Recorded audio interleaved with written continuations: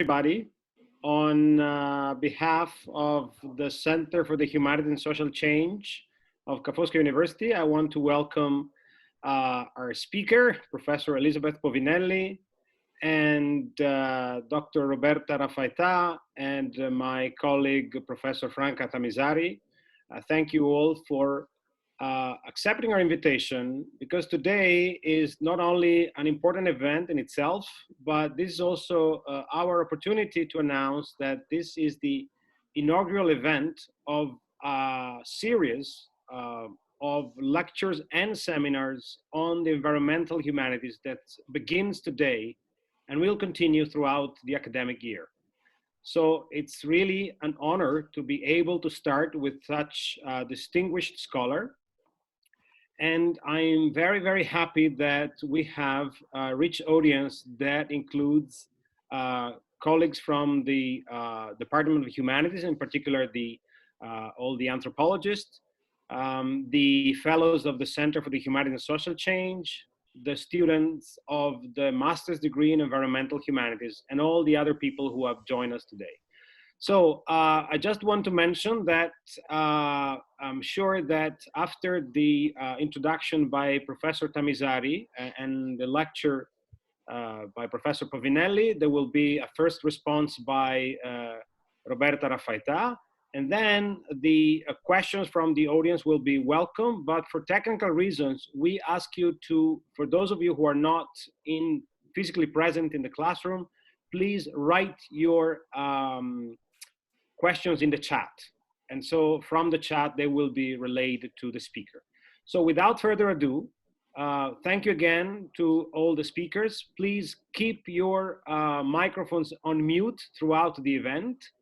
And now give the floor to Professor Tamisari, who will introduce our speaker. Thank you and have a wonderful lecture. Thank you very much, Shaul. I apologize to everybody not to be able to be there in person to welcome Elizabeth Povinelli in the Center for Humanities and Social Change that is organizing these seminars in environmental humanities. I'd like to thank Shaul and Barbara Del Mercato to make these seminars, this seminar and all the other seminars possible. Bad cold got rid of my voice. I'm getting better, but I'm not giving up the privilege to introduce and to welcome Elizabeth Povinelli in Venice. Today's seminar is about a book entitled Geontologies, a Requiem to Late Liberalism, which was published in 2016. And as the author says, this work, the very recent work, makes reference, implicit and explicit reference to earlier work, especially 2 papers and a monograph. The 2 papers are Do Rocks Listen? The Cultural Politics of Apprehending Australian Aboriginal Labour, 95, Might Be Something, The Language of Interdeterminacy in Australian Aboriginal Land Use, and Povinelli's monograph, Labour's Lot, The Power, History and Culture of Aboriginal Action. I remember these works. I read these works as soon as they were published. The year I finished my PhD in London and I moved to Australia. These works had at the time, and I think continue to have, a strong influence on Indigenous studies and beyond, as they focused on the role of culture in substantive economies. The author insisted on the reciprocal embodiment between people and land through language and sweat in the context of colonial and post-colonial race relations, and the long and ongoing recognition of land rights. Elizabeth Povinelli, not everybody might know, carried out most of her work among Australian Indigenous people and women in Belluin community in the Cox Peninsula, southwest of Darwin in Australia, Northern Australia, in the Northern Territory. Geontologies, as the earlier works I mentioned, and here I quote from the introduction, consists not of producing ethnographic text that explain their culture and society to others, but of helping analyzing how late liberal power appears when encountered from their lives. My object of analysis, in other words, is not them, but settler late liberalism, end of quote.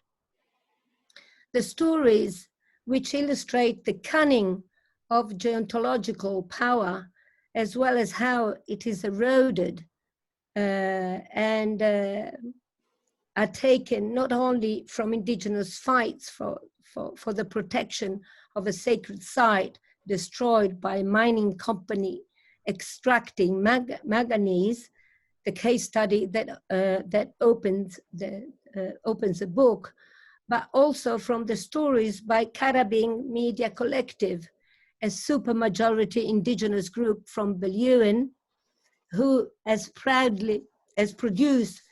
been producing many films on the social, political, and economic conditions, as well as the challenges and struggles they face in their daily lives. It is through these stories that Povinelli offers a critical reading of many theoretical approaches, starting from Foucault's notion of biopower, and engages with the recent developments in new materialism, speculative realism, and object-oriented ontology. At the core of Povinelli's work, there is what I understand to be an ethics of mutual attention, an orientation that does not only allow Belluin people to distinguish between what simply appears and what may be a manifestation, engaging all beings and things in a context extended sociality, linking the past, the present, and the future. An ethics of attention, or as Povinelli says, a manner of attentiveness, also concerns the role of the researcher, who, as Elizabeth Povinelli does in this and all her work, should relentlessly expose the pervasive toxic discourse and strategy of geontological power. And I thank you very much for being here and having been given this opportunity to introduce you. And I give you the floor. Wow, thank you so much. It's a super pleasure to be here and to attempt to make our first meeting on this topic a good one. But after such an introduction, one also will just fail to live up to that. So thank you, Franca. Sorry you're sick. I'd rather you be resting in warmth. And thank you to Shaul and to Roberta for being here to just start a conversation, both amongst us, but also with the folks in the audience today. So I'm gonna talk. There are things written here just to show I did my job, but I'm gonna try and talk a bit more than read. And the purpose today is to try and to think with you, not about what is critique, what is a concept, what is a book, what is a theory, why you should choose a concept or another concept or a theory, but instead to begin a conversation about why a particular critique for you, why a particular concept from where you come from, why this or that book that you might write, that a lot of us have written, and in this audience, many people have written, but also younger students who might struggle to think, why this book, why this concept, why this theory? And I'm going to use I'm going to use as an example the concept of geontopower, which comes out of a particular book, Geontologies, or A Requiem to Late Liberalism. And I'm going to use it as an example for why I think that one shouldn't care about theory per se or concepts per se, but rather one needs to pay attention to what compels a concept to emerge. Right?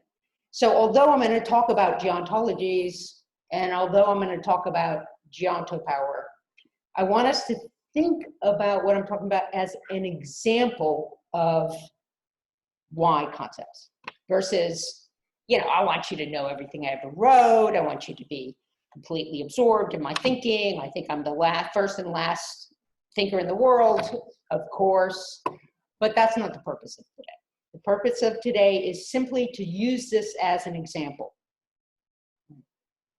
to tell a story about why geontopower was the concept that I think we needed. I needed, Cotterbing needs, and maybe some of y'all need, but maybe not. Right. And then we could open it up a little bit, possibly. And so I want to start by really a kind of simple way of describing geontopower. Very simple. Like if you look it up on the internet or something, and there comes to be, actually in the new book, there's a list of neologisms that I've come up with. So I had to come up with, what does geontopower mean? And then you have to write a sentence or a paragraph, right? So let me start with a really simple, quick summary of what geontopower refers to, right? Because I don't assume you guys have read everything I've ever written, because that would be terrible. Just don't do it.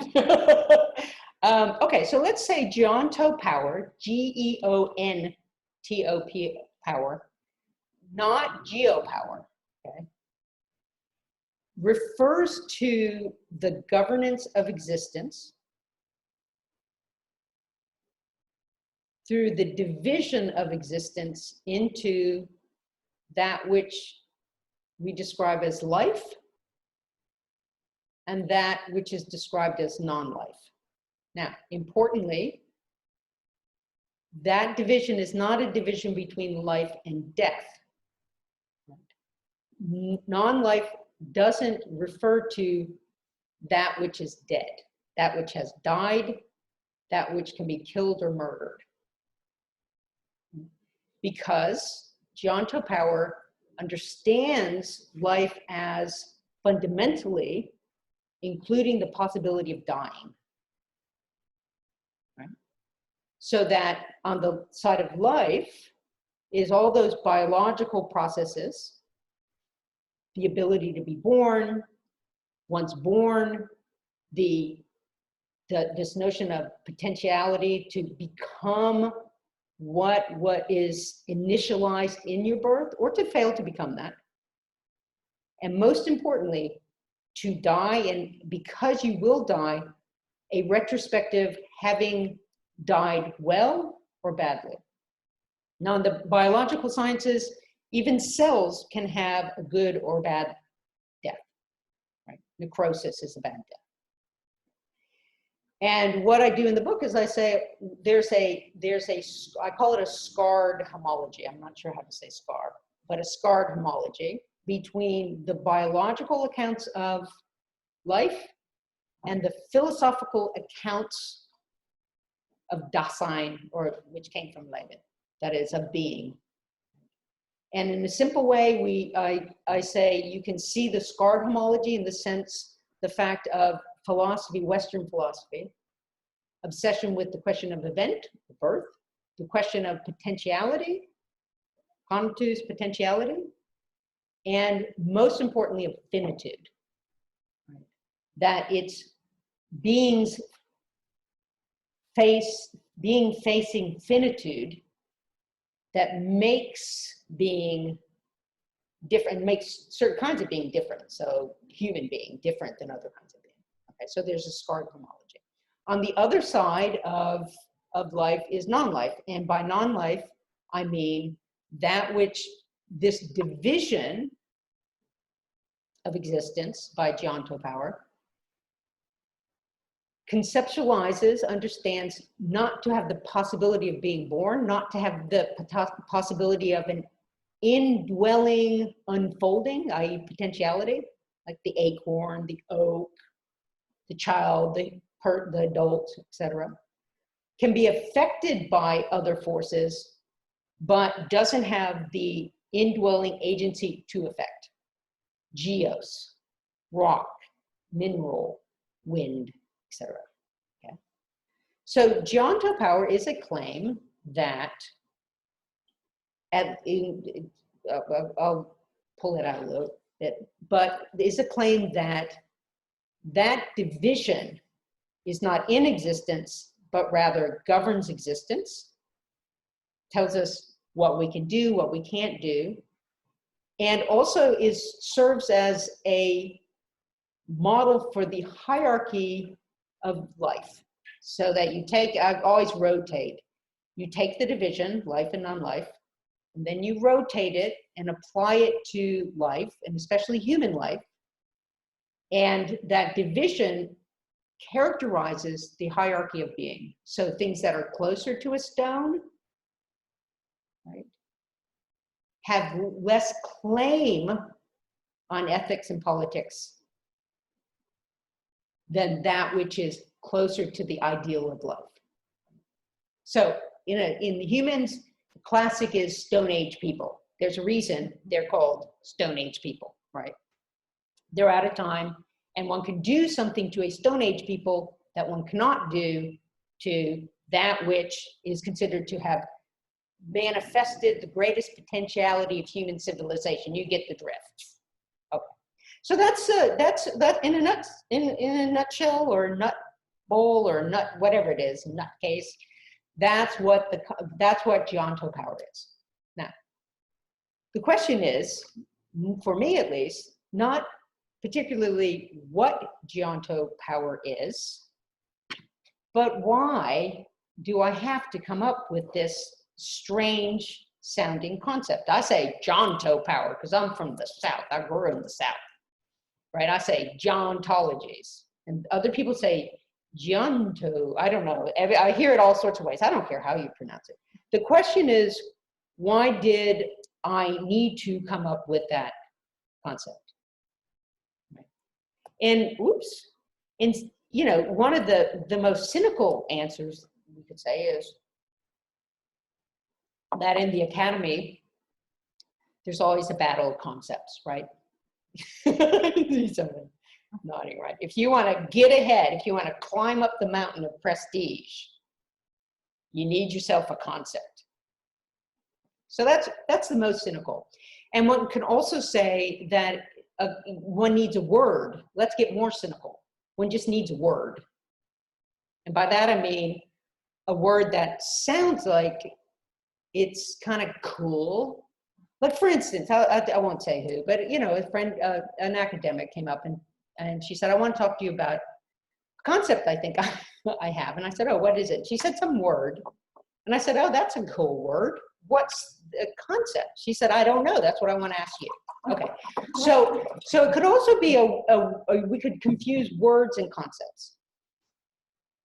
And actually it's very slidey kind of word. Can be a concept. Cottabing is concept.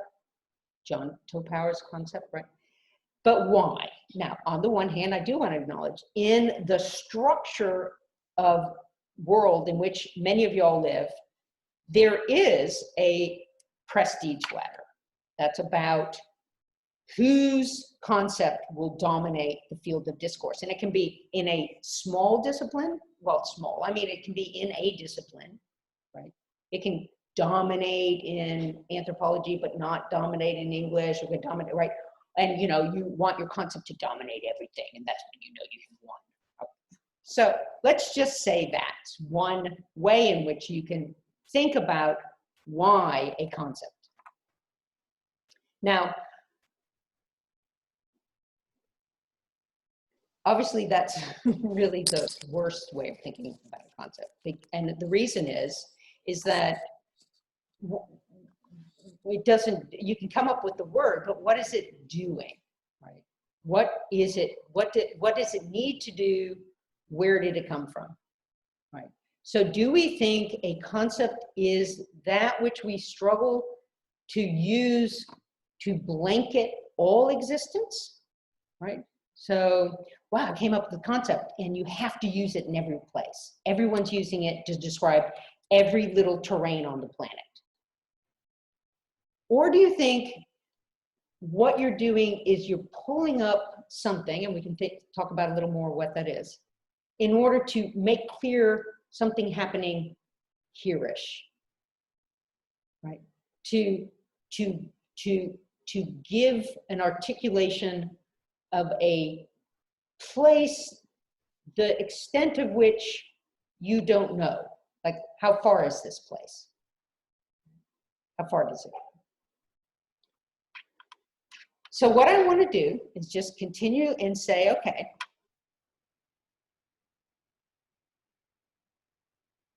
did this concept of geontopower emerge? And give you a little genealogy, right? And genealogy is a concept, right? It's Foucault from, not simply, I mean, this is a very reduced way of doing it, from Nietzsche, that says that you don't do history by looking into the past, by studying a subject or object's past, assuming that subject or object maintains its integrity as it goes into the past, right? We know that. Okay.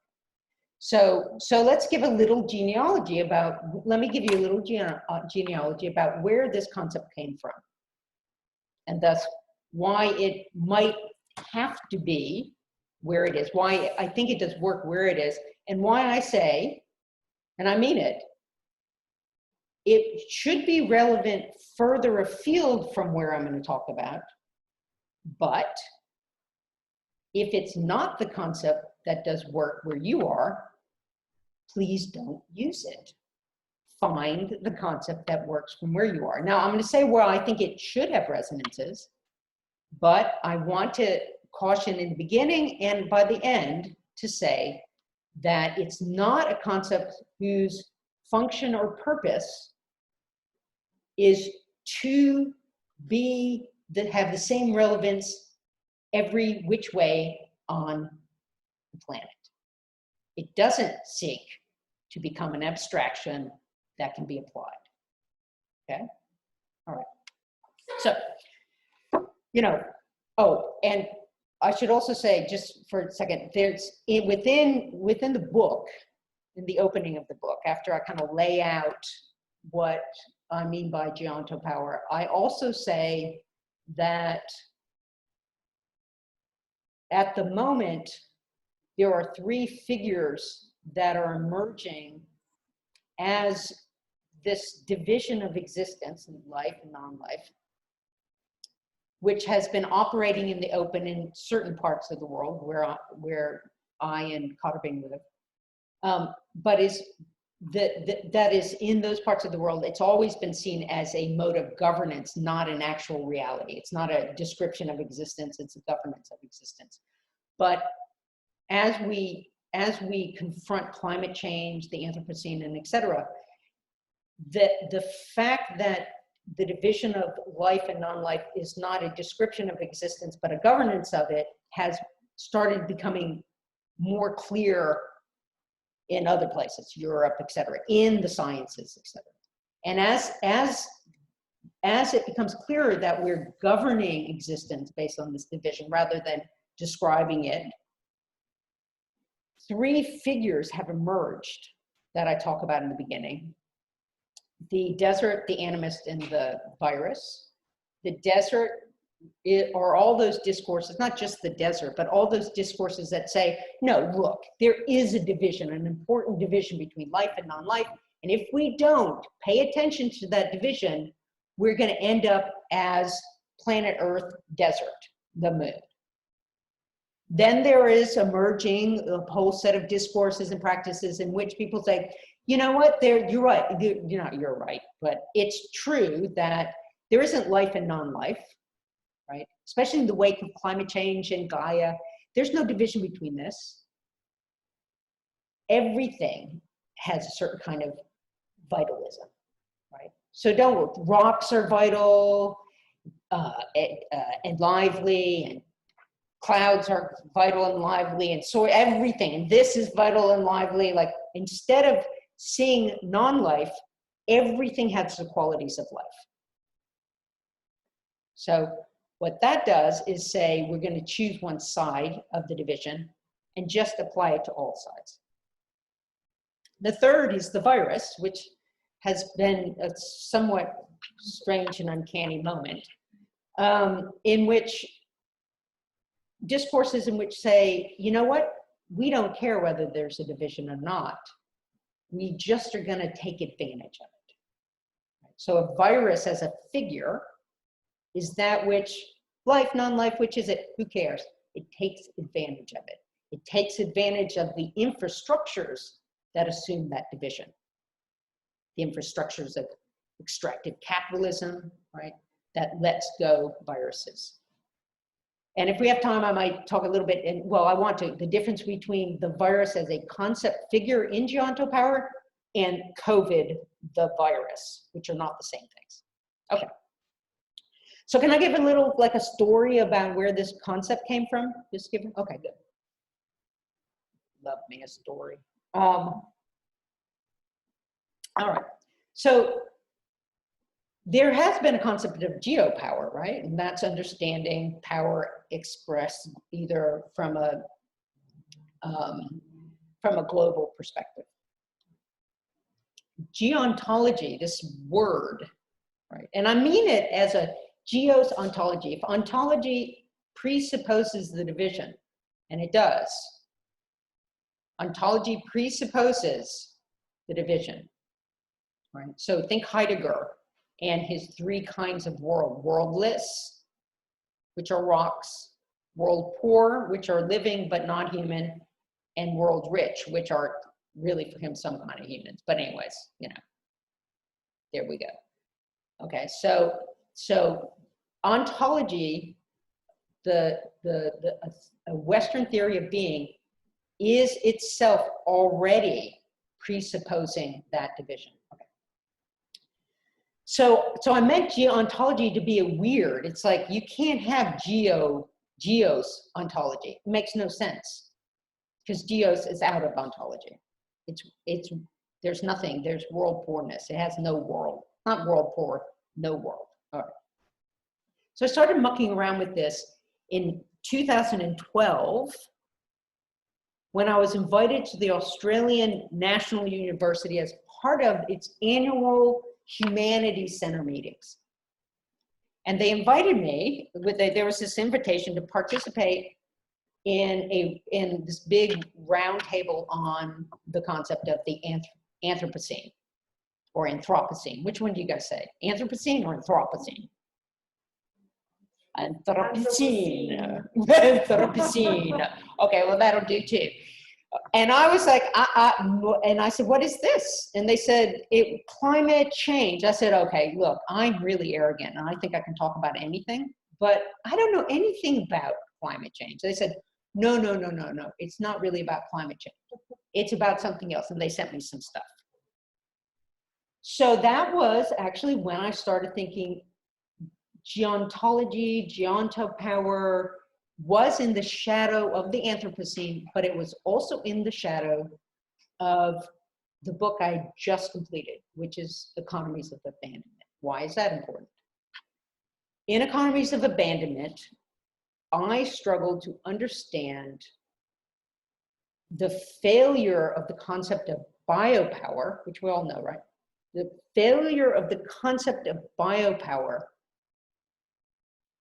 and in particular, contemporary post-Foucauldian approaches to biopower, Agamben, Esposito,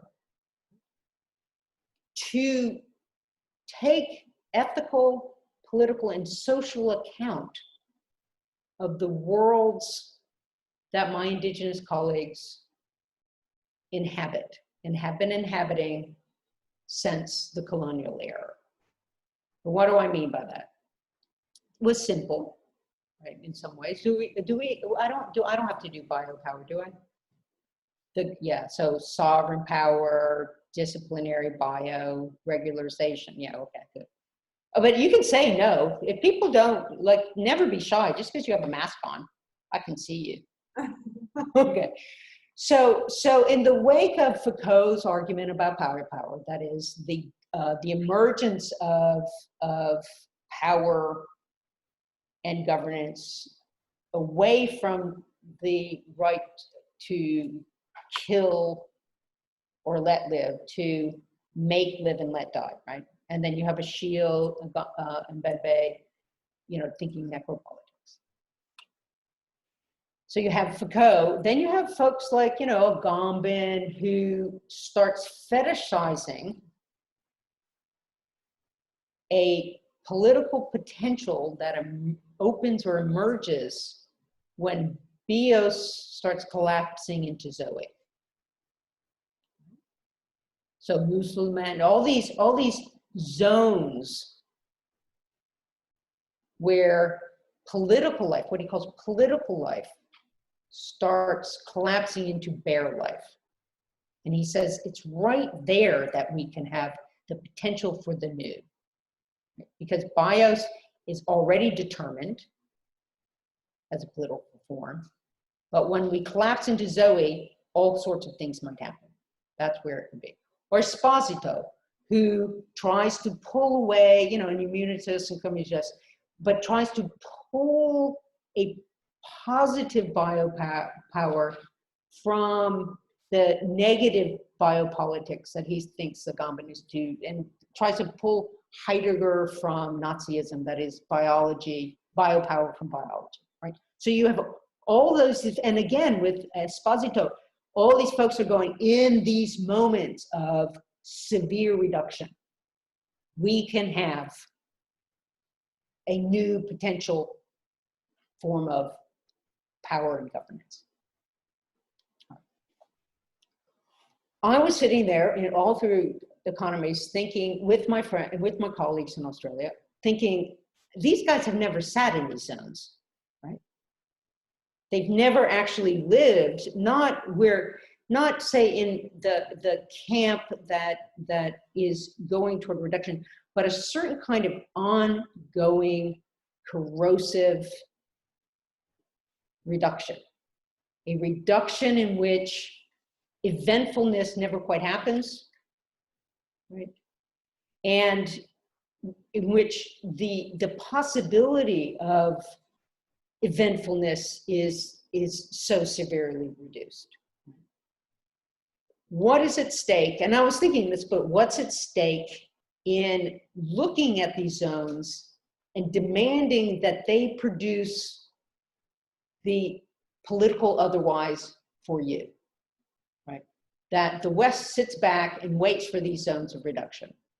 And indeed, for me, at least in some part, it was like good. There was a certain kind of good. It was good that all these zones are here because these are the people that will give us the news. And I was like, and so that book was tied up with that. But in the process, I started thinking, well, wait a minute, it's not even biopower, positive or negative. That is what's governing, from a late liberal perspective, indigenous lives. There's some other mode of governance. I sometimes say subtending. We could say shooting through biopower. And that mode of governance pulls into play something Agamben, Esposito, Foucault all ignore. Take, for example, Foucault. understanding of biopower as a break from sovereign power, right? Take, for example. So for Foucault, it's really important. It's like, well, sovereign power is the right to kill or let live. Biopower is a whole new thing. Both of them, however, when viewed from the perspective of indigenous worlds in Australia, are obsessed with one form of existence, life. Sovereign power, the right to kill or let live, is all about life, right? Biopower, the supposed inversion about that, is all about life. But if you're standing with my friends in Australia, suddenly it's very clear, and that power operates certainly in this relation of sovereignty and biopower, but more fundamentally, it works on the basis of this governance through the division of life and non-life. That is, those people, like my colleagues, who say that division is not in existence. We don't recognize that division as relevant to the way we exist. That division, life and non-life, is a form of governance and power you impose on us, judge us by, and treat us according to. Now, in the beginning, say in early colonialism, you judged us, treated us, and the worlds, more than human worlds we lived in a exterminating way. Well, you're Stone Age people, right? Which kind of really should pass a smell test about the legitimacy of this concept. You treated us as stones, as if we were inert, unable to generate our own progress, right? And out of time, right? So you legitimated genocide on the basis of that. Decades and decades and decades and decades and decades of struggle, right? From both within the indigenous worlds, but also anti-colonial movements outside of Australia, Red Power movements, the New Left, etc., all contributed from the 50s to 60s to forcing liberalism, to ripping the mask off its civilizational mission, and forcing it to admit that at least part of what it was doing was simply racist. And in Australia, we saw that in the 70s, in which the government said, oh my goodness, you're right, treating you as Stone Age people who are out of time, inert, valueless, is racist. And so now we're going to allow you, we now recognize the worth of your culture, and it was culture, as part of the general human story, as long as you show us that you still retain some of that culture. Now, note what they're doing is also saying that the legitimacy of difference is in the past, is stone-like, is inert, right? You have to maintain the stone you were to be recognized as having a worth now after we've massacred you for. So just get all that irony out there. All right. Well, what was the best way you could, oh, and also I should say, you could also, and this was in the law and the legislation in the courts explicitly, your difference can't be such that it abrogates or challenges the fundamental principles of settler constitutional and criminal law. Okay, so there are limits all over the place. So what if you're an indigenous person? We grew up with these land rights. So I went in '84, back and forth and back and forth. Kaurabing have grown up with these things. What do you do? How do you show you are the kind of difference that makes no difference? Because that's what you're being asked, right? If you're indigenous, show us that you have the kind of difference that makes no difference to our law. Then we might give you back what was yours anyways, or a little piece of it that we haven't completely stolen. And you know, this may sound cynical, but that's what's going on. So it's just a translation of the nicer way of thinking. Well, what was the best way of showing that? Describing rocks as speaking, hearing, sensing, part of a broader analytic of existence that couldn't be separated out from life. Why was it the best way? Because through the 70s and the 80s and the 90s, indigenous people standing before lawyers and judges, which is what they had to do, land commissioners, and pointing to a form of non-life as part and parcel of the entangled nature of how they keep themselves in existence in the form they want, could only be understood as, I don't even know what's the word. What is the word where you just look at someone and you say, wow, what would it be like to actually think that? Because that's crazy. Because it was unfathomable. It did not touch truth, as truth was organized on the basis of that, of geonto power. Biology, geology. We didn't have biogeochemistry yet. We had some Gaia stuff going on, but the foundation of, like, not philosophy, but just normal, the way in which philosophy becomes a normal part of life. You know what life is and non-life, you know, and you don't want to die and become dead, and you're not a rock. So it was just this way of presenting oneself as magical. Are you keeping time? No. Oh, anybody keeping time? Someone should keep time. So, If you want to keep that. no, I don't know. So the point is that all of this thick, it's not ethnographic, all this thick social worlding that we'd all been a part of. All the, you know, I don't know what, Geontology was book 5, all the thinking I had done and we had done together hit an invitation to talk about the Anthropocene, to talk about climate change,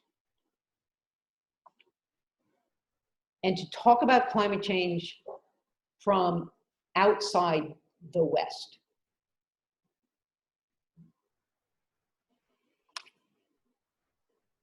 What did this discourse of the Anthropocene, how did it, again, this is about concept building. Like, again, I was like, gee, there's something, and we were talking, like, in amongst Patagonia, I was like, you know, Patagonia, white people, meaning settlers, they're, you know, they just don't believe, they just can't rock that if their kind of existence, like this thing we say is life, if they want that to stay in existence, then they have to keep a creek bed in existence, a rock in existence, winds in existence, in the way they're in existence.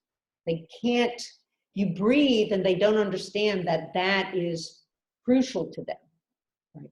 So during one of these land claims in Do Rocks Listen, which is what Franca was referring to, there was a land claim in which, sorry, Mark, but Marjorie Nucky Bill, me, Betty Billowalk, and a number of others were standing around. They had just given evidence about Warren, which is this rock complex, about how it, if it smells different sweat, what it does and stuff. And Nucky asked me, and all the lawyers are huddling, and they're really, really listening. They're really, this is like amazing to them. And Nucky says to me, you know, do they believe what we're saying? I said, no, they don't believe it. I mean, why pretend? I said, no. She said, I don't think so. I said, but they believe you believe it. And that's what they need to believe to get the land back. And then she said, and I never wrote this, but she said, but if they don't believe it, they themselves are never going to change. Right? With the implication that we're all screwed. Right? Because unless it's, so all of this brewing. You notice how local it is. It's not local, it is local because it's also national. You know, these laws in Australia about land rights and settler colonialism, they're international, they've been in conversation, they get rooted here, they get changed, right? It's a conference on the Anthropocene in which I'm trying to think, what is this thing that's not biopower, but is operating in the open where we are? It's not being hidden, right? We know this is how they're governing everything. Why did the Anthropocene kind of jumpstart it? Well, because what I saw in that conference was that the actual savoirs, the disciplines in the West were starting to shake because the division wasn't working for the West anymore either. What do we mean by that? What do I mean by that? That division of existence between life and non-life, if it's a division of governance, it's a division of existence that has been crucial to the emergence of capitalism, the emergence of liberalism, and thus the emergence of not merely America and Canada and Australia and New Zealand, those classic settler colonies, but the emergence of Europe as such. The claim that there was a division between life and non-life, the treatment of human worlds, but also those human worlds who insisted they were in a world at one with the more than human, the treatment of those people allowed for the extraction of value such that Europe came to be Europe. And I always say that I always say, you know, first I say, think of it as a tick on a, I don't know, a dog tick? A dicka? Ticka? Ticka? Ticka? Animale, yeah, a tick on the animale or in you. Parasite. Parasite, yeah, parasite. But a tick, I need a tick. Because if you see a tick on a, right? Right, okay. That's, think of those teeth. Think of the ticka before leaving the body, just teeth. Teeth go into the US, well, not the US. They go into the Americas, they go into Australia. They're first just teeth. By sucking, sucking, sucking, they create a body and then a bloated blood body. That's Europe. And it's diaspora, that's me. Okay. That's the division working for them. Because you can treat certain kind of humans and existence as if it had no ethical or political or social claim on you. It could just be used to create value and flow value into your own body, thus creating your body. And as you created that value for yourself, swelled up, me too, I'm a tick, swell up like a big blood tick, you leave the toxins behind. You create Congo as a toxic space so that Belgium can have beautiful copper. We leave behind pollution so we can have clean bodies. Pollution, you know, we didn't know, we shift it to China. Now China is shifting it somewhere else. Shift it around. That's what I mean when I say the division is working. That is working for some. And it's creating these little, like, walls before we had walls in the Mediterranean to keep the toxins on the other side. What we hit when we hit the Anthropocene was the fact that this division wasn't working anymore for those who had benefited by it. That suddenly it was shaking. How did we see this? Suddenly biology and geology, in the sciences themselves, they're saying this is too artificial if we're going to understand climate change. This is too artificial. And it was in that convergence of worlds that slowly, in my own little brain, maybe this kind of, maybe it's this, is it this? And I'll tell you, I'll talk, I test it out. Is it that, is it that, is it that? What is it? And what are the figures? Now, so that's its genealogy. It doesn't come from, it comes from a problem both that is very local in a social world, encounters a set of hardened conceptual worlds, which were from somewhere. I mean, Foucault's talking about Disposito, we're all talking from Western philosophy, Western worlds. And it starts grinding until we start seeing and are able to articulate some form of difference that needs to happen if we're going to understand the way in which those we care about are governed unequally. Is that cool? Okay.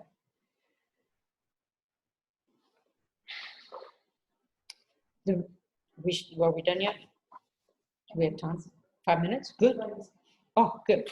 Oh, pretty good. Not bad. Okay. So why do I say, please, though, don't treat geontology as if it was just a word or even a concept that didn't have this genealogy? A couple of reasons. The first and most important is that concepts for me function to intervene in a play of power. Thus, if you just apply them nilly-willy, where's the specificity of that, right? Now, do I think it has reach? Yeah, why, though? Because it's an abstraction that you just take the concept, like in the beginning, which I said, this is what geontology means. Take that definition, apply it here. Take that, it's like a dictionary game. Take it and apply it. Applicable, far afield from where it was operating in the open, is exactly for the histories of colonialism, of European creation, of capitalism, that have created these forms of relation. The reason geonto power, which is very, very clear in Indigenous Australia, in Native America, in First Nations Canada, right? All the places in which the governance of them and their more than human world was on very explicitly the division, right? When we get to the question of critical race studies, of the Black Americas, of white supremacy, we can say, well, I can say you rotate the concept, right? So that the difference between that which is life and with all of its philosophies and politics of potentiality, all of evolutionary thinking about how we go from single cells to multi-cells, blah, blah. You can rotate it and say, yeah, well, that's what we see. We see this hierarchy of human and non-human life based on the division. But do we need, if you're working there, do you need some other concept that would make it more clear? Maybe, maybe you do. Maybe someone has to make that. Ditto with, and I'll end here, ditto with the three figures that I see as emerging and emerging in geonto power and displacing the four figures of biopower. Who remembers the four figures of biopower? Do you guys remember those? Two HCs. Hysterical, yes, hysterical woman. Maybe there's two two MCs. Hysterical woman, masturbating child, Malthusian couple, and I always say the homo, but it's the perverse adult, something like that. So I say those were the four for biopower. There are reasons for them. The three for geonto power I've given you the reasons, right? But where you might be, there might be 7 figures. There might be 2 figures. There might be 7,341 figures. I don't know, right?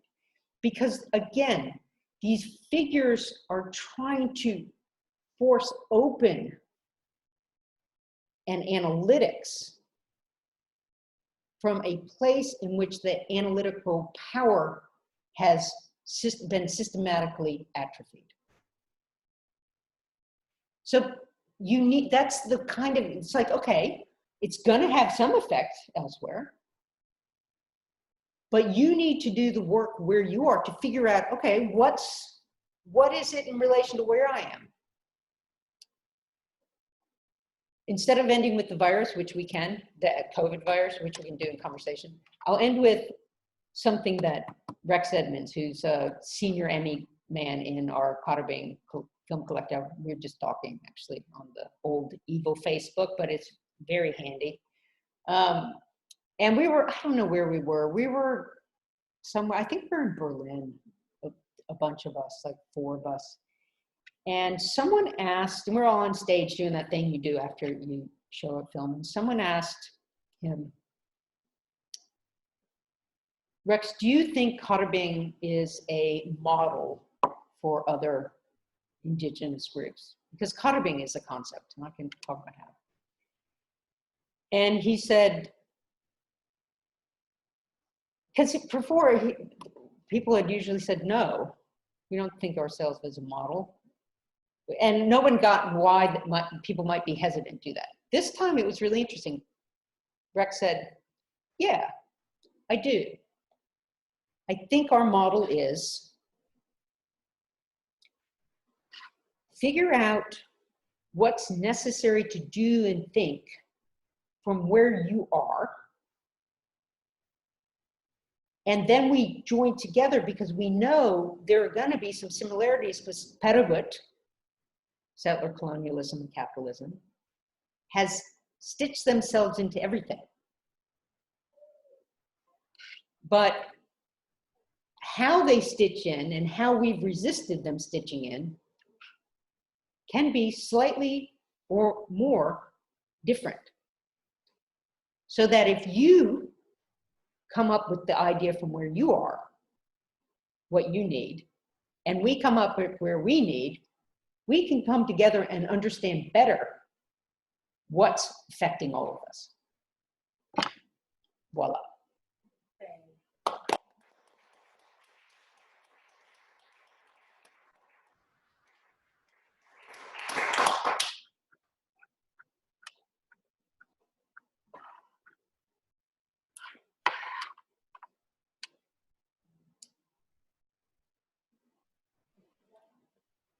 You can use this.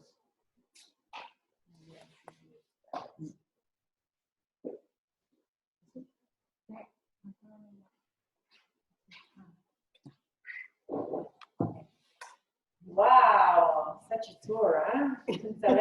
Thank you so much, Elizabeth, and thank you all for being here. Thanks for organizing. Thanks, Shao Bassi and the Center for Humanities and Social Change to organize these. All my colleagues at Venice, and yes, very intense.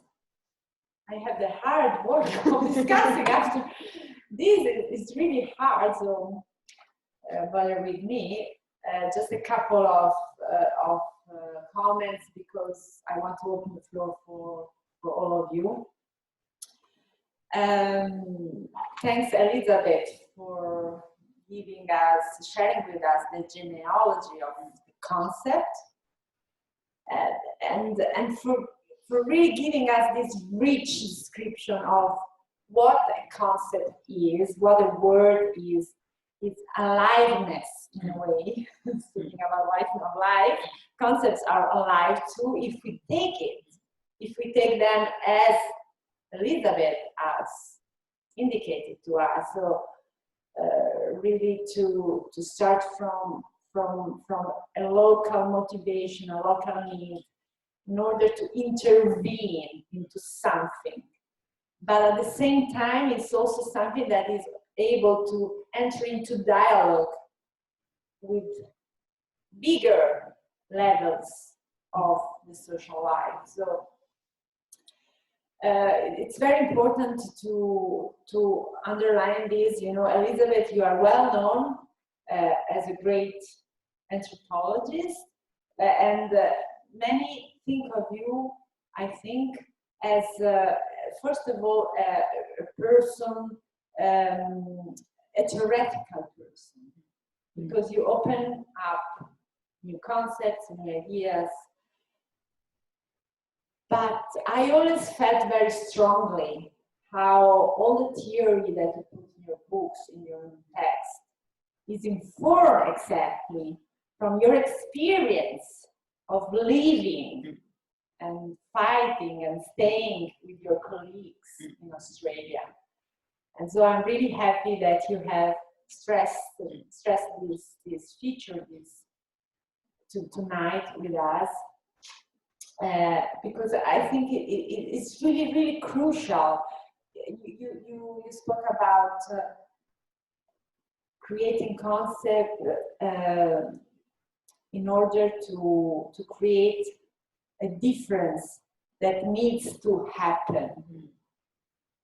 That needs to happen. So conceptual renovation, the creation of new concepts, I think it's a very, very important work to be done, because they have the potential to intervene in the state of things. And I think how we are living now, in the times we are living now, is very needed, it's very important. Because after all, what does it mean to make research? There are, if you want to broadly distinguish the two main kinds of making research, is to verify something. We already know something, and then we already had an hypothesis. We just want to verify in different contexts if these concepts apply. So we can make that. Otherwise, there is the way to make research to discover something new.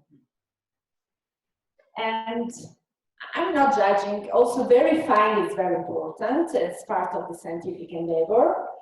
But for time of crisis, as we are now, or times of transition, as you prefer to call it, it's important also to put our efforts also in discovering something, in challenging the given for granted assumptions. So we are experiencing these intersections of different crises: social, ecological, political, health crisis, all together now are very intense times. And I think it would be too humble just to verify hypotheses or ideas or concepts that already others have created for us. And it's very nice to write another text, Agamben and Popol and whatever. But we should aim for something more, but not just because of academic prestige, but because we really need to do that brave. And this also against a certain kind of a culture of just efficiency. So to verify, to follow positivist protocol is to stay within a land that has already been discovered, just to be pragmatic, to be very efficient, to give answers quickly. It's important to be efficient, it's important to be pragmatic, of course, but in order to intervene and to make things and to have an impact, we need also something more. We need to pause and to think, as our Anna Arendt has taught us, you know, we are not performing robots, we are human beings that need to think. So it's important to stop and to think, what I'm going to verify, what I'm going to explore in the social world is worth to do in this way, or maybe as she really showed to us, there are some other angles, some other perspectives that help me to express, to give voice to what I'm witnessing in a more powerful and in a more impactful way. So I think you were trying to do that. And I hope we can all try to be brave enough to try to do that. Sometimes we have these moments of, you feel something, but you're not there, you know, so you work and you look for the word, but not for the word, for the sake of the word, but the word is kind of a bridge to then let you elaborate even more this initial embodied idea you had on the field. So I more or less stop here.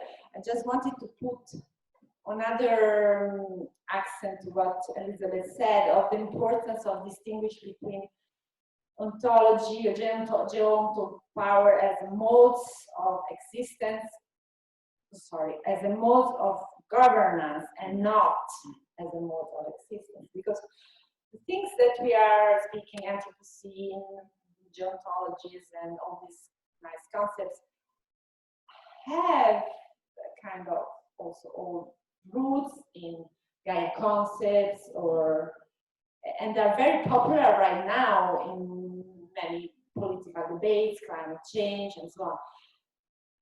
But we cannot stick at the words. We really, really have to go deeper and see what is the work they are doing in specific concepts. The Gaia concepts as well, if we go back to the history, has a very ambiguous and ambivalent history that needs to be, it's worth to be analyzed.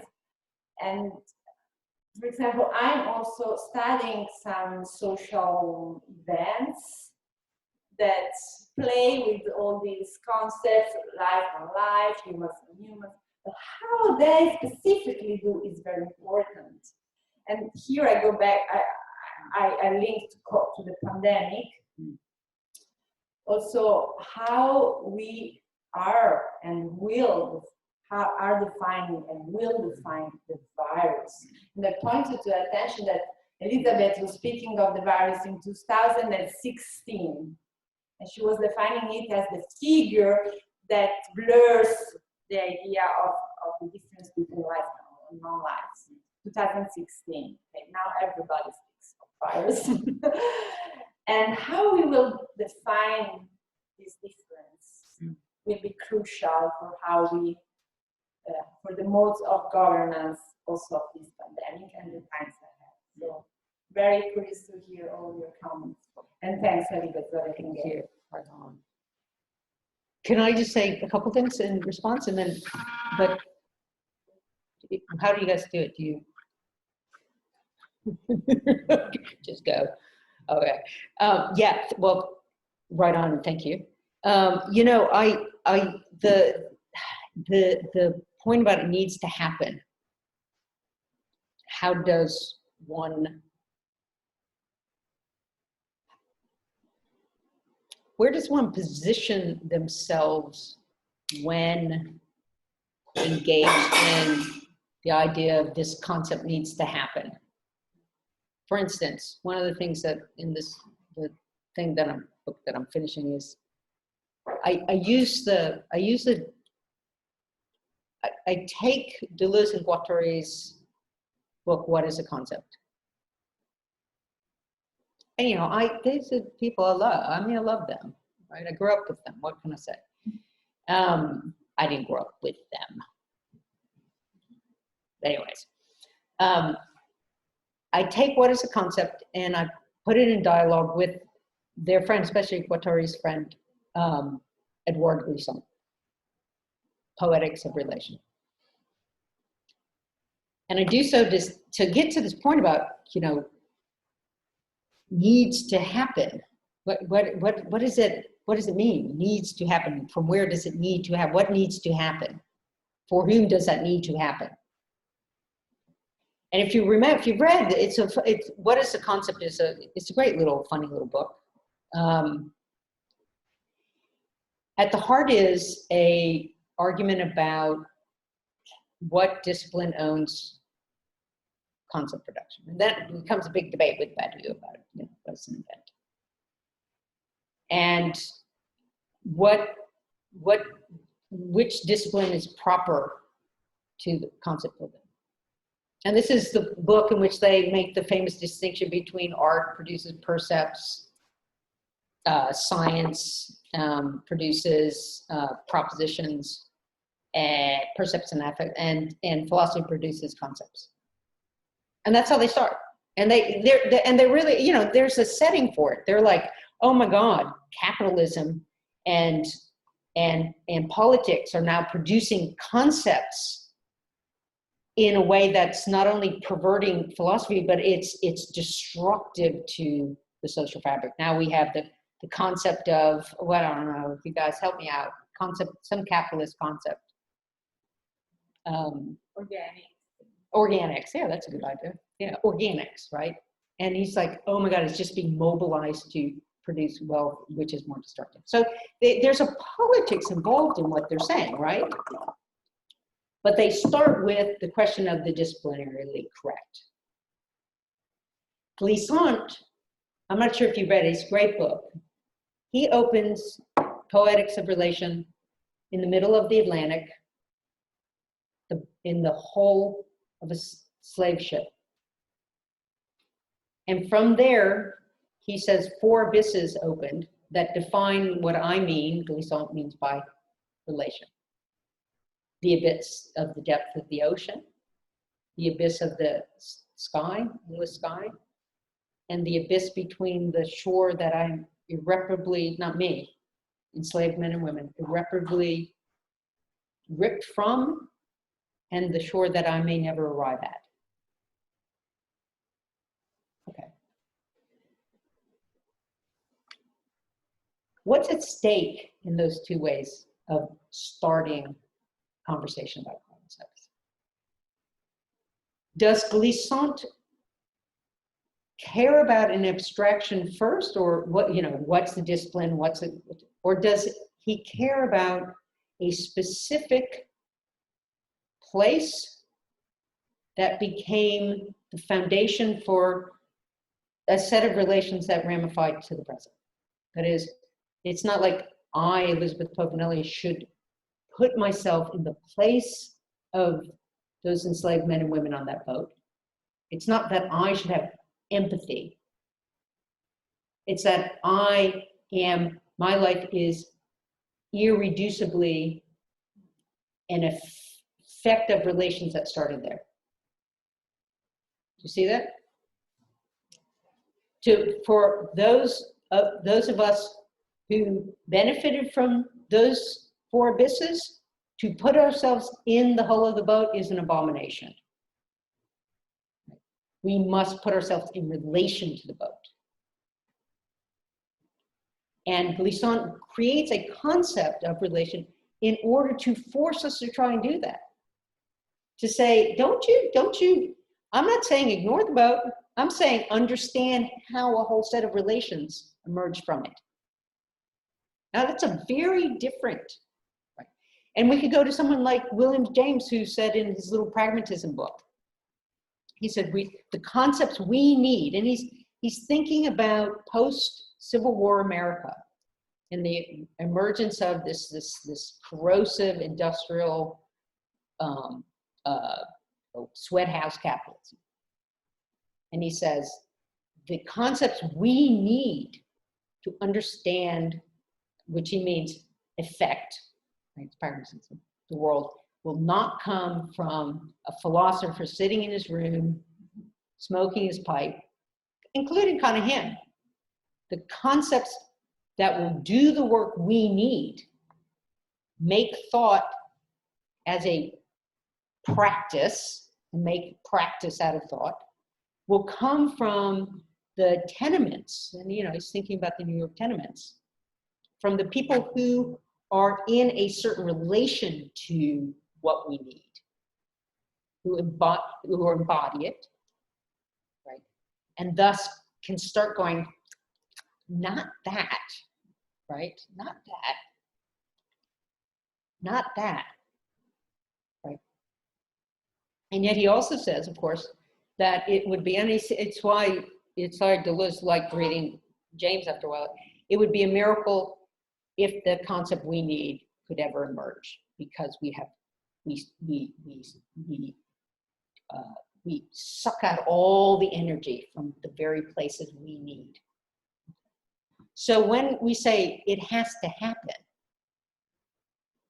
it's not in the abstract. It has to happen from here if we want this place to now have power to redefine a whole set of relations that emerged out of that boat, not just that boat. See that? So for me, concept building, when I say I'm a tick, it's really, well, let me just say it and then I'll say something. For me, the concept has to be aligned. It not only has to come from somewhere, it has to be aligned with somewhere. Now, the real irony of this, and I can talk about coding as a concept, the real irony of this is that it's been 37 years now, so we've all grown up together in coding. We weren't coding, we were Bellew, now some of us are coding. Is that as I was recruited into, because I didn't go in, went into anthropology, I didn't know what anthropology was when I went to Australia. They had to have an anthropology mediating their claim. They asked me to do it live.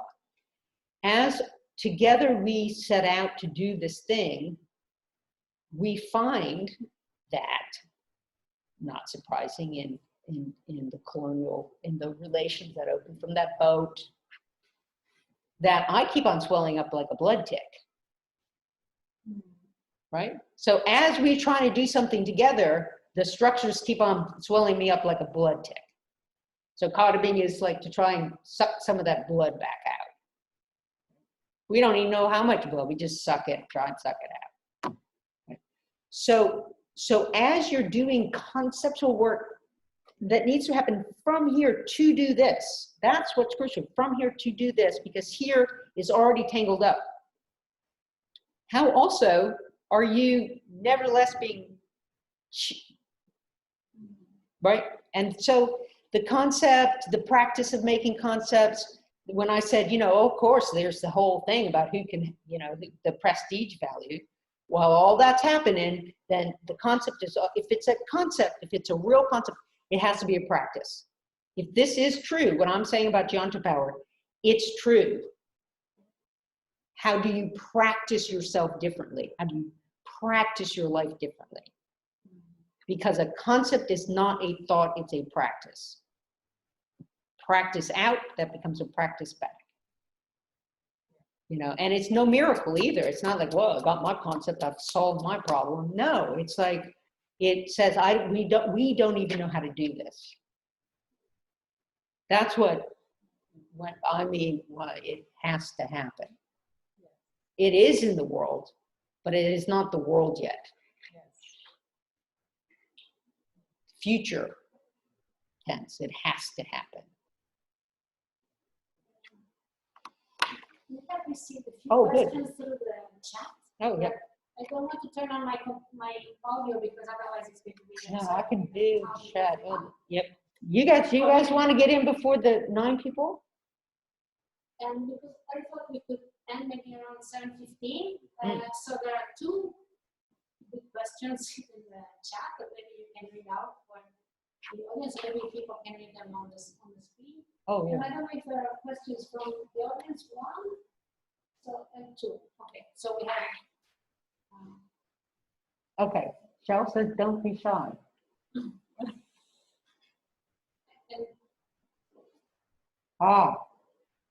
Okay. Then check, go ahead. You guys want to ask first, or? I'm wondering, well, either that or somebody would have to repeat the question on the microphone. Because it's recording. I don't know how it works. I'm just wondering, who else was at the round table at AMU? Who did you converse with to help you develop and solidify these these ideas? It was an incredible elite space. So it was the directors of an international set of directors of humanities centers. The place that I talk to clarify the concept is actually Carving. We don't quite put it like this, but you know, we sit there and I say, you know, and can't believe that thing, blah, that rock. I don't know what, and then I talk about like they got this kind of idea and that kind of idea, and so for me, the work at these conferences is to start hearing how what only superficially is local, that is this thing that has been that relation in the boat, right? So boat bottom at Belle doesn't mean it's not in relation to something, it's in relation to it differently. Right?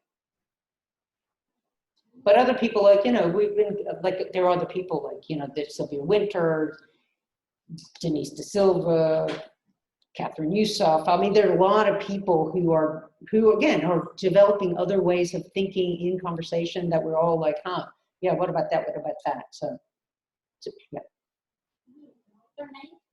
Sure. Okay, so there's a question. One about the early obstacles you faced. You know, the earth, it's interesting.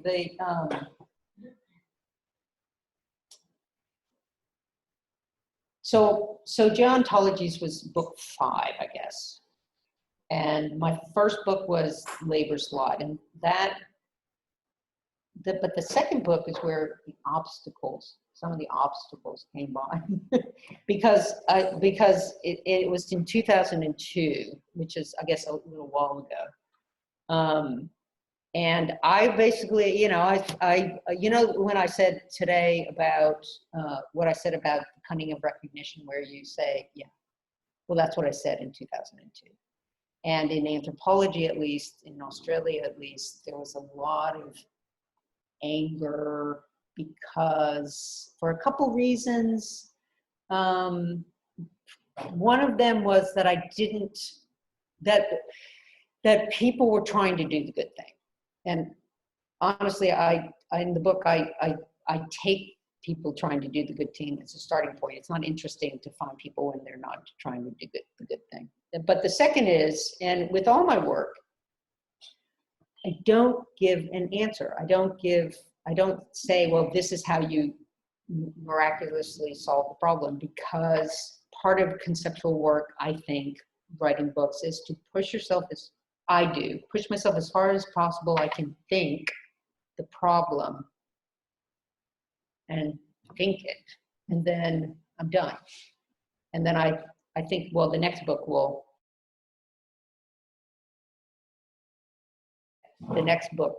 is in, so won't take it up literally, because the world will have shifted a little bit, we will have rethought, we're repracticing. In terms of Geonto power, the hardest thing, people, I mean, also I'm bigger, I suppose, so, but the hardest thing I think for people to grapple with is not to think we're talking about life and death. Mm-hmm. That's the real hard problem. And then what do you say if you don't say life and lively? And it really mangles up folks' speech, like Roberta, when you're like, it's lively, it's like, yeah. And not to say, well, then I choose the stone or I choose the virus, not to choose one side of this, because if there's anything I really have thought and remain thinking, is that when you hit a division or dividing that acts as a governance, the answer is not to choose one segment, because it's in that division. One has to just shake it and shake it and shake it until you just can't talk anymore. Like, you can't say life, because when we talk, people say, well, sorry, I just said life. Oh, sorry, I just said lively. I'm sorry. And it's like, yeah, but that's exactly what we have to do. Me too. It's like, now I say existence, right? Or I say stuff, but you know, it's like how this, a concept that is working mangles your ability to talk. So I think that's, it's not hard for me. And you know, honestly, people at this point, people are way too nice. They should be a little meaner. Young people, look, here's the drill.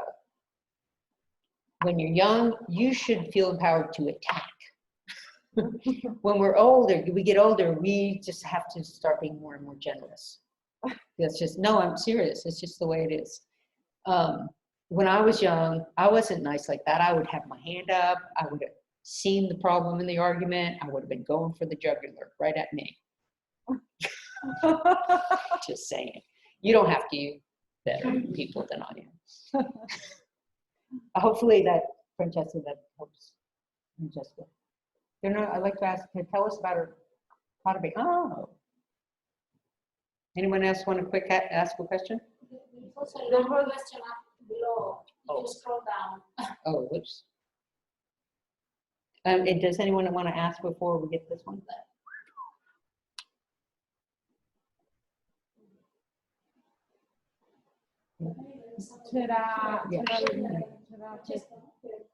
C'era anche quello. Yeah.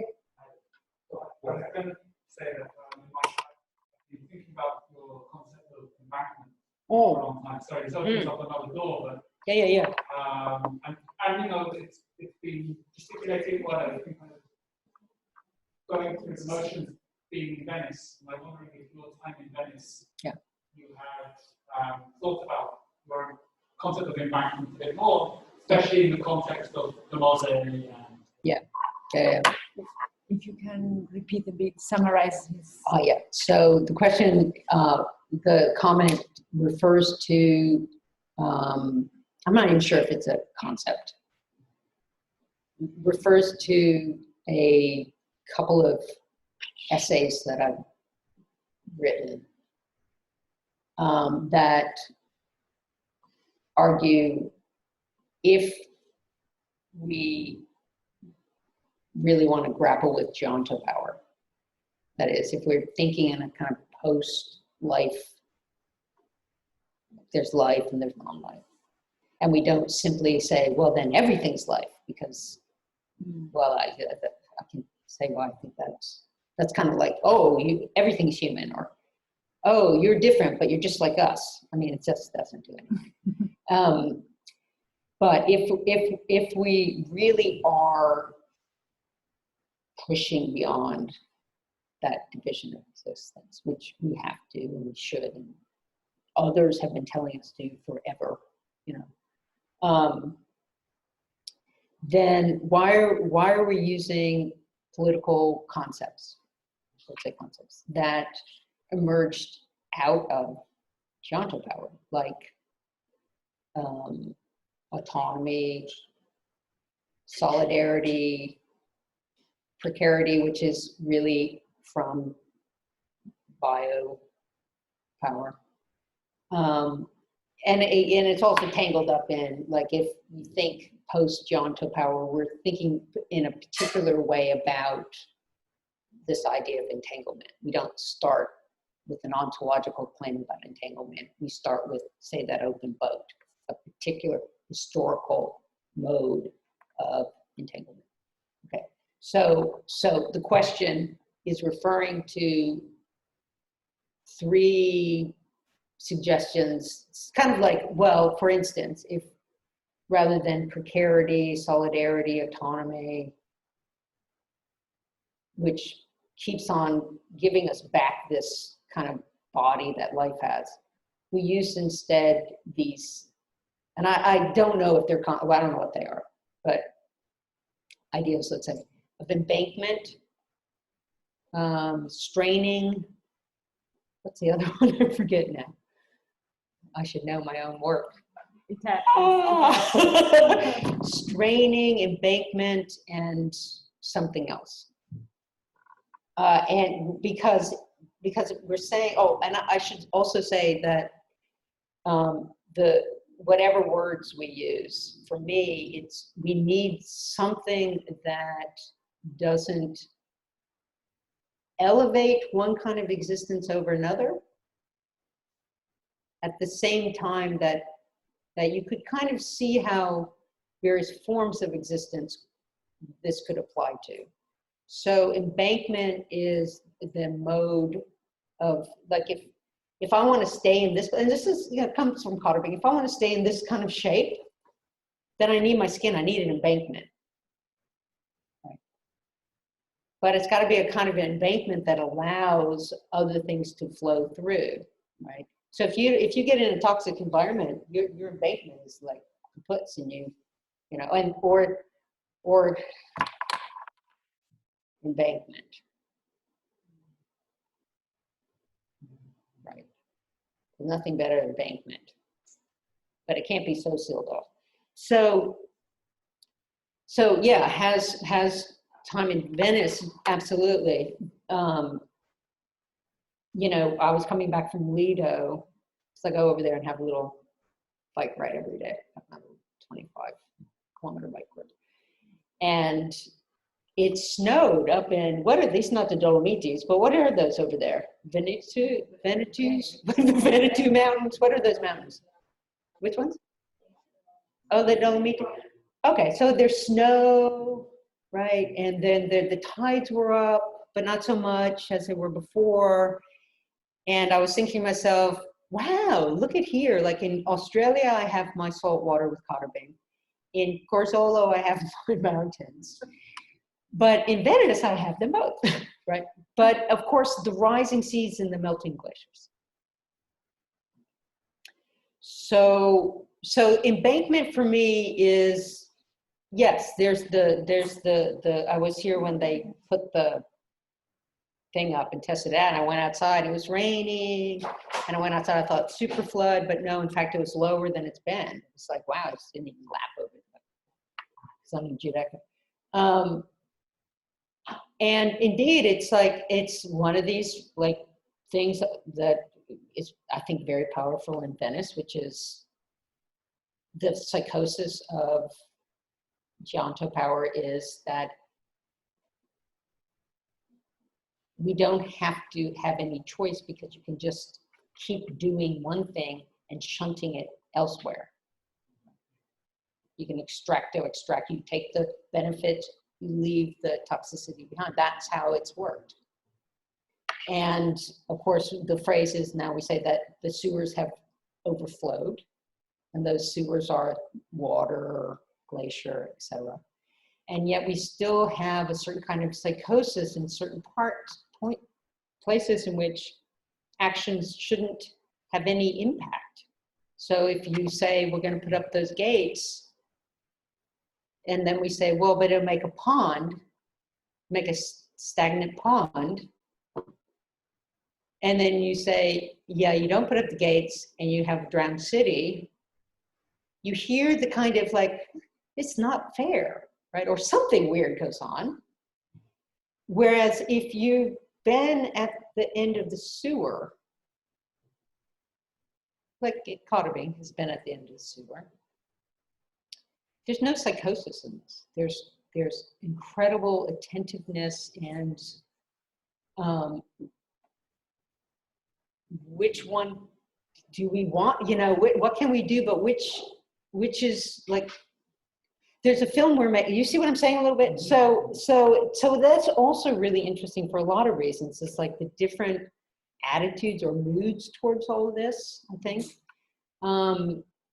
We're doing this new film. All our films just come out of what someone has an idea or something's happening, whatever. But we're making this new film that kind of started in this one way and ended up being but this, in which you think that you're just seeing people kind of ethnographically digging yams and shit.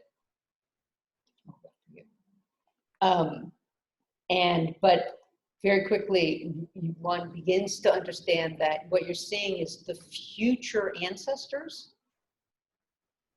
being chased or somewhat harassed or stalked by a zombie. I'm the only white person in Cotterbean, so I get all these parts. I get Jack the racist, I get Jack the miner, and I get Jack the zombie. So, and the film is this like funny thing in which the future ancestors are telling the little baby ancestors about the ancestors that kept them in the world, and those ancestors are Cotterbean. But in the future in which Cotterbean has saved the ancestors, so there are ancestors and dreamings and everything, there's still a zombie. There's still a zombie. And the zombie eats children and rust and plastic. And I just totally loved this, because we just start doing it, and then the meaning of it kind of becomes clearer. But it's also this, you're not going to get rid of the plastic. It's right. It's like, it's how, what's your future relation to it going to be? It's going to be like one zombie, or is it going to be all the zombies? Even when we were filming it, we were just goofing around. It was really hot. And then we decided to go down to Binbinya, which is a mangrove, and we'd go get some crabs. And, you know, we forgot to bring a bunch of, like, some people had a sack to carry the crabs in. And then Yenbo, one of my daughters, was like, oh, I'll just use this. And she pulled out of the sand a plastic ice bag, you know, the bags, shook it and said, I'll just use this. And I was like, oh, this is a great job for the zombie movie, because it's all about zombies eating plastic. And but that's, so it's for me, what's been really super, and will be really super interesting, is how, as the melting and the rising proceed, a certain stubborn psychosis of geontopower. And I say psychotic in a technical sense. Just refuse to, can't just, and you know, that's the depth of geontopower. That's because it had been working. It was never working, but it seemed to work just fine in certain places. I guess that's.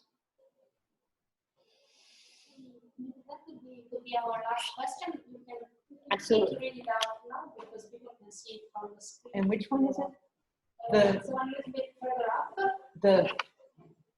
Let me just see the. Yeah, there. Yeah. I think this would be our last question. It's definitely from the chat. Yeah.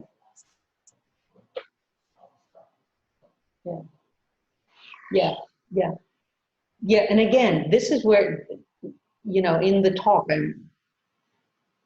from where we're sitting, we need geontopower, right? And again, geontopower is not saying, oh, let's choose non-life, let's be for the rock.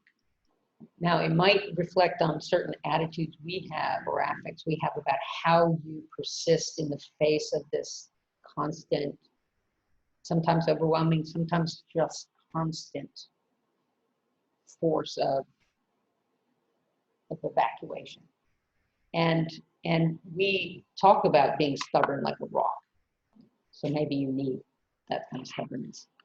But it's not anti-alive, it's not, that's why the words are so weird. It's absolutely on whose side of persistence do we work? Well, on the side of all of those kinds of existence that have been used to engulf others. And here, absolutely, Black lives staying alive. What's militant? You know, for many places, it's insisting that I'm still matter, I'm still here, I have a public presence, I refuse to be shot and not being seen in that murder. Not a killing, murder, right? So, but again, is geontopower, it would be part of it, but is there another concept that would meld with it in a way that would amplify different places in this struggle. One of the things that, you know, a bunch of us have been thinking about, and I took a stab at in the book that's coming out, for instance, is the seeming rift between, say, Paul Gilroy's anger at post-humanism.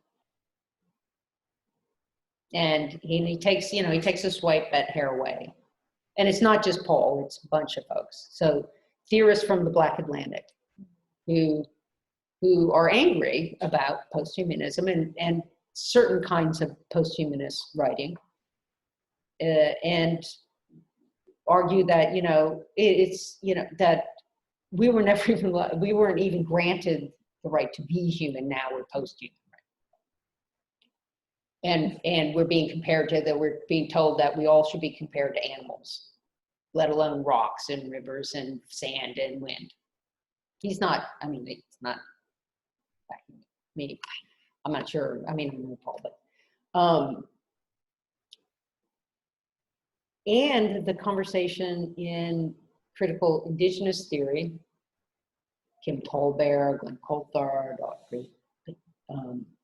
it's called my colleague, Walter Simpson, Audrey Hepburn, Zoe Todd, a lot of folks who are working to insist that being in the more than human world is not a reduction, but it's their understanding of the analytics of existence. So we have Zoe Todd and we have Paul Gilroy. Right? We can say, well, which one is right? Critical indigenous theorists who insist that we understand the human as always within the more than human world, which includes not just other life, but all kinds? Or do we vote with Paul Gilroy, who says, no? Maybe that's not the right way of looking at it, right? Maybe they're both trying to figure out a way of thinking specificities of analytics based on the history of how they were entangled in that boat. Maybe we say, yeah, right, from the Black Atlantic, that is right. That makes total sense. From critical indigenous subjects, that makes total sense. They're not in antagonism.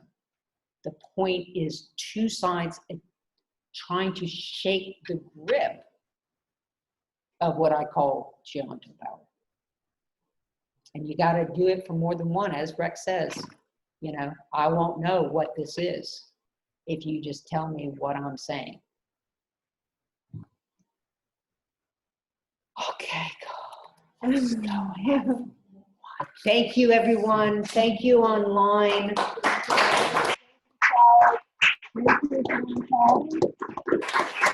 Thank you, Humanities. Thank you, Roberta.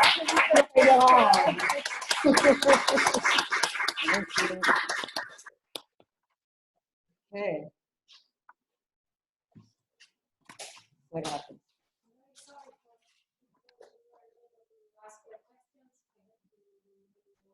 Yes, I apologize. Shell's face came on. Shell, you came on and then you went off. There you are. Thank you so much. That was wonderful. Well, thank you.